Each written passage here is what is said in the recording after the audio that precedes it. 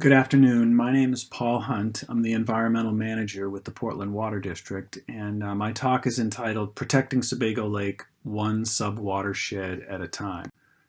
The way I've organized the talk is first I'm going to tell you a little bit about Sebago Lake overall, and I'm going to talk about this concept of the tipping point, the point at which a watershed is no longer able to provide adequate natural treatment.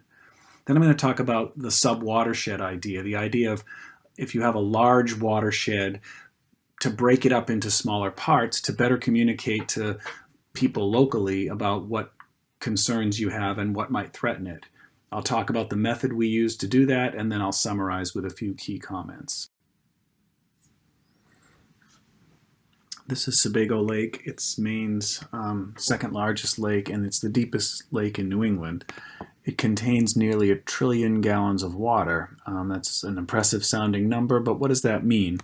There's enough water in Sebago Lake that you could provide 100 gallons for every human being on Earth. I think that sounds pretty impressive, but I want to bring it a little closer to home. We have enough water in storage for 100 years because our customers, 200,000 of them, consume about 8 billion gallons a year, and there's more than 800 billion gallons in Sebago Lake. So now I'm going to step back from the lake and look at its watershed. This is an aerial image of Sebago Lake, which is, of course, that big blob in the lower right. And the area that makes up the watershed is outlined in yellow on this graphic. You'll notice that right away that the watershed is almost entirely north and west of Sebago Lake. That turns out to be incredibly important because the area to the south and east of Sebago Lake is the greater Portland area, the most urban part of Maine, whereas the area that makes up the watershed is often called the Lakes region and is much more rural. It stretches from Bethel in the north to Standish in the south, and the area in the watershed is about 450 square miles or 300,000 acres. So it's a very large lake system by Maine standards and a very large lake, which begs the question, maybe Sebago Lake is too big to fail. Maybe we can develop the watershed as Maine does, as any place does as population grows, and the lake itself can absorb that. It would be a comforting thought, but it isn't so. Any lake, no matter how large it is, if you change the watershed enough, will be impacted. The concept that I'm talking about is what I would call the tipping point concept, that you begin with a pristine watershed which is covered with forest, and that forest is providing natural filtration and the lake's very blue. Humans come along, we remove some trees, we build some buildings. Time goes on, we remove more trees, we build more buildings, maybe we pave, we put some parking lots, shopping malls, and eventually you reach a point where the land that drains into the lake can no longer naturally filter the water enough, and the lake itself receives too many nutrients, and it reaches what I would call the tipping point, the point beyond which the watershed can no longer treat the water naturally. A lake can only take so much, and after you've passed the tipping point, then you're going to see blooms in the lake. So where is the tipping point for Sebago Lake? This question was evaluated by the University of Maine, some researchers at the University of Maine, and their conclusion was if the watershed gets below 76% forested, you will see significant changes in water quality in the lake. At present, the watershed is about 84% forested. So to sum all that up, as you look at this beautiful aerial image of the watershed of Sebago Lake, it's an enormous area. It's made up of beautiful rural communities. There's development in there, but it's rural and spread out. The area is therefore largely forested, 84%. So there is no crisis, which is a great thing. No one wants to be in a crisis situation, but it also poses a challenge if you're trying to raise awareness and concern among the people who live there to work together to protect resources that are not facing any imminent threat. So going back to this image that I showed you of the watershed of Sebago Lake, I've highlighted Sebago Lake there, but there are many other lakes. In fact, this part of Maine is often referred to as the Lakes region because those are some beautiful lakes that are have communities around them and beautiful properties on them. Those are beloved lakes as well, and all those lakes that I just highlighted, they are eventually outlet to Sebago Lake. So we decided that it would make sense to, because it's hard to talk about something so big, something that's 450 square miles, and try to encourage people, hey, let's work together to protect, Sebago Lake. Well, if you live in Bethel or Norway, or, you're not even close to Sebago Lake. And it's not that people don't care, because of course people care, but people have their own lives and their own concerns and their own homes and their own towns and their own lakes. And so our thinking was, well, if we could break up the watershed of Sebago Lake into subwatersheds, then we could work with communities and individuals and groups in each subwatershed with the goal of keeping their lake clean. And if we're successful with that, well, then that would be good for Sebago Lake. In other words, the subwatershed idea is that if each of the subwatersheds of Sebago Lake is being protected by caring community members, then Sebago Lake is being protected. So that one way to begin a conversation about protecting each of the subwatersheds is to evaluate each one. And if you're going to meet with a group of people and say, hey, we really want to interest you in protecting this lake that you love so much, it's nice to be able to show those folks you're talking with, here's what we know about your lake and the watershed that drains to it. So for each of the subwatersheds of Sebago Lake for which there's sufficient data, this is the analysis that was done. So first we looked at the lake water quality in two different ways. We looked at the existing lake water quality based on SECI transparency, and then the second thing we did is looked at how is it trending over time. Is it changing? Is it changing for the better? Is it changing for the worse? We used chlorophyll A data when we had it to do that assessment. And then we looked at the area around the lake, the subwatershed, the watershed of that lake, which is a subwatershed of Sebago Lake.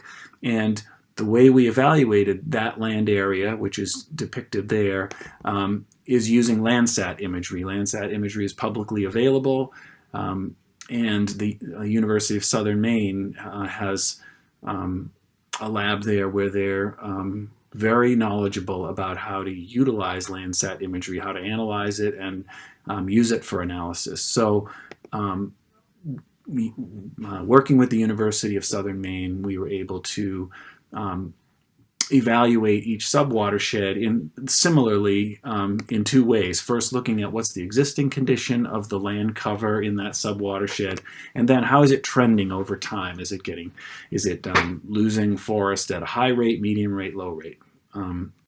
So I'm going to now go through each of those four measures that we did, and I'm going to, for each one, we scored each subwatershed and we ranked them. We scored each one from 5 being the best. So if we saw, for example, water quality was outstanding, then we would give it a 5, all the way down to a 1, which was the worst of water quality in the group. And then in some cases, there was insufficient data to make a judgment, and so I'll show you, we just indicated those with an ID. So the way we looked at existing water quality in these lakes was to average all the SECI transparency data over the most recent 10 or more years. As you know, SECI transparency is going to vary seasonally, and it's going to vary year to year. So by kind of taking all the data for at least 10 years and averaging it, we were able to kind of slot each of the lakes and say, what is their condition? What is the condition of that lake in terms of water transparency? And this is how the data for the lakes for which we had sufficient data kind of spill out. And you can see if you know the lakes region and you're interested in a particular lake, each one of these represents one of the lakes. But for the rest of this presentation, I'll mention lakes here and there, but the purpose of it is to kind of look at it broadly overall. If you are interested in one particular lake and want to contact me, I can show you the data for any of the lakes, but I'm going to talk about them more generally for the most part. So the lakes that you see that have a transparency of greater than 7 on average over the past 10 plus years were scored 5, the highest score, all the way down to a few lakes that have an average transparency of less than 4 meters, and they got a 1. Okay, so as far as the trend in water quality, where we had chlorophyll A data, we used that. And we had to have at least 10 years of data to consider that sufficient. And this is the most, I'm going to talk through this data probably in more depth than any of the others, just because there's some statistics in here. And I'm not a statistician, but I was helped by Rory Toomey and Greg Teagarden at St. Joseph's College. And I'll show you what analysis they did. So I'm going to build this. I could put this graph up here, but essentially. So as the data are more significant, as the data are more clearly indicating and predictive of the next sample you take. In other words, the more likely that the trend is real and is going to continue, the higher up on the y-axis the points plot. So for example, here's Keoka Lake. It has a generally good trend. In other words, you can see that more recent samples generally, if you squint at it, have less chlorophyll A in them than earlier ones, but the data are not very significant. There's quite a scatter around that line, and the point plot's there at about 30% significance. Whereas Tricky Pond, by contrast, has both a different trend. It's trending toward more chlorophyll A in recent years, and also the points are more tightly on the line or near the line, and so it has a much greater significance in the 90+% range. So now I'm going to put all of the lakes on there and show you those are all the points for where we had more than 10 years of data for lakes in the watershed. And the way we scored them, remember I told you that in the end we wanted to get a 5, 4, 3, 2, 1 score for each of the criteria.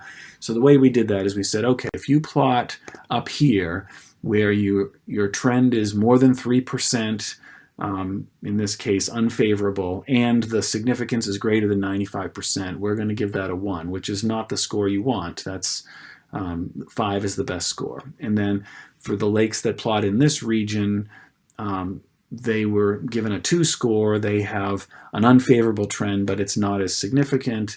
Anything that plots in that middle area, it's neither trending very strongly one way or the other, and as you work your way down toward the lower part of the graph, not only does it not have much of a trend, but it also doesn't have much significance. So that gets a 3, then anything that plots in that quadrant gets a 4, and then finally the lake that plots up there with the most favorable trend and the most significance gets a 5. Okay, now I'd like to switch from water to land and talk about the first of the 2 land metrics, and that is the existing land cover. And the way that was done was to determine for each subwatershed what percent is classified as green in 2018 Landsat imagery. So I'll show you what that consisted of. So here's a Google Earth image of the watershed with all the subwatersheds shown, and that's the kind of aerial image we're used to seeing. But Landsat imagery looks a little different than that. So here's what raw Landsat imagery of the same area looks like. You can see it's kind of a blurred version of Google Earth imagery. I'm going to zoom in to that area right there, sort of in the center of the watershed, to give you more detail of how they compare. So here's what high-resolution aerial imagery looks like. We're familiar with that resolution. This is what raw Landsat imagery looks like. And so you can see that you can't see individual buildings, but you can see cleared areas as distinct from those that are still vegetated. Each of the pixels in raw Landsat imagery is about 30 meters on a side.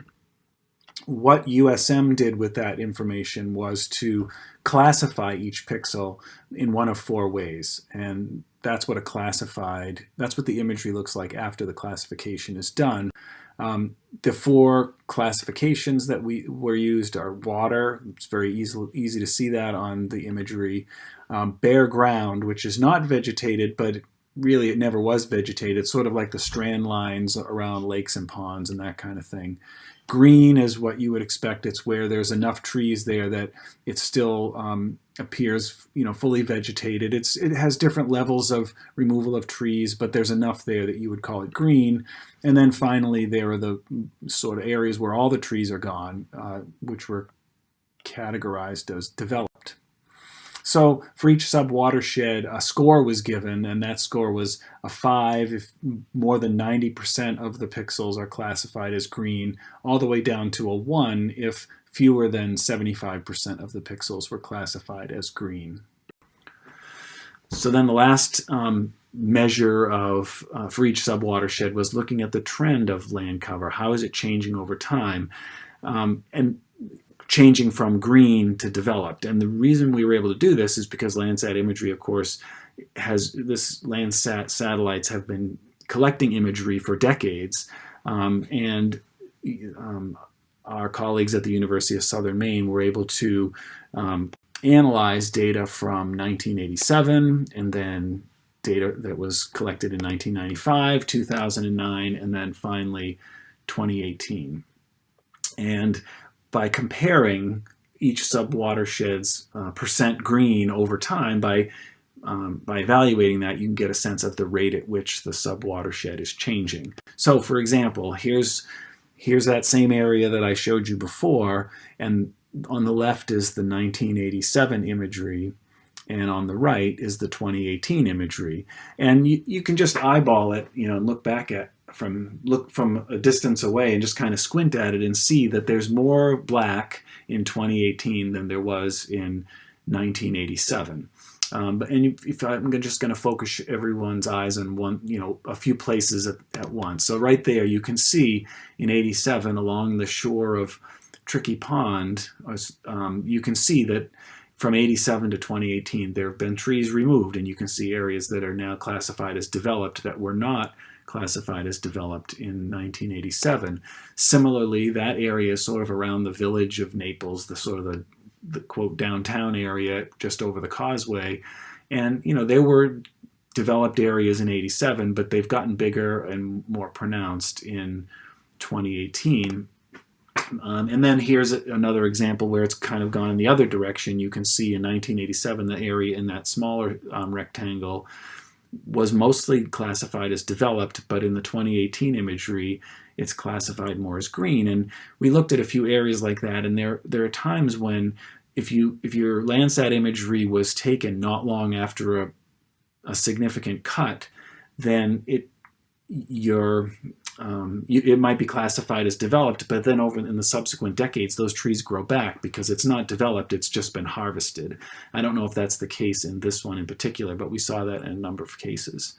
So anyway, with those four scores, essentially, the percent green, 87, 95, 09, and 2018 for each of the subwatersheds for which we had data, we were able to then say, well, how quickly is it changing? So, for example, here's the four data points we have for Bear Pond, and you can see that in all cases, it's mostly green. This one is the lowest number in 2018, and it's about 89+% green, almost 90% green. But you can see that it is trending downward, that it was more green in 87 than it is in 2018.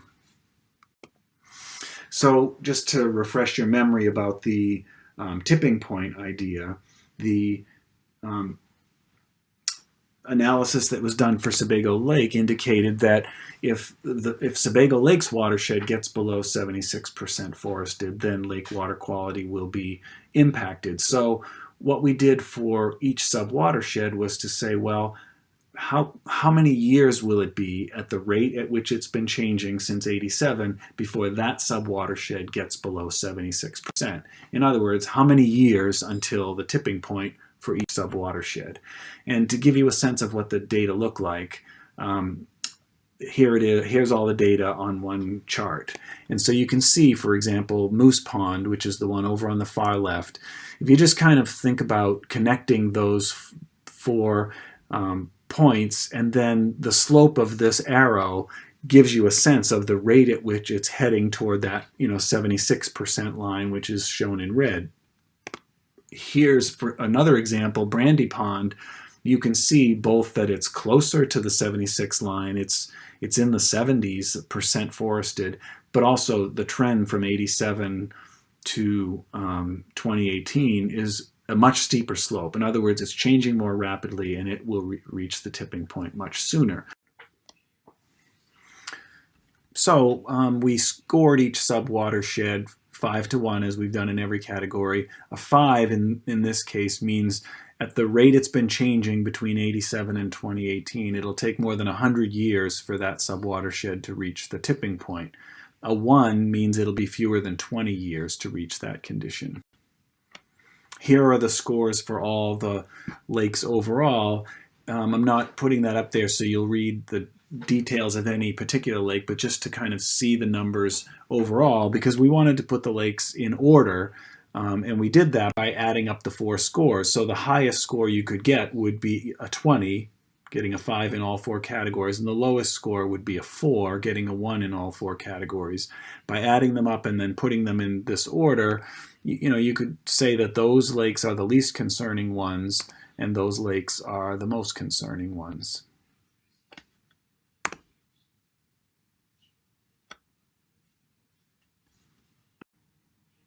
Okay, now to summarize some of the key findings of our work.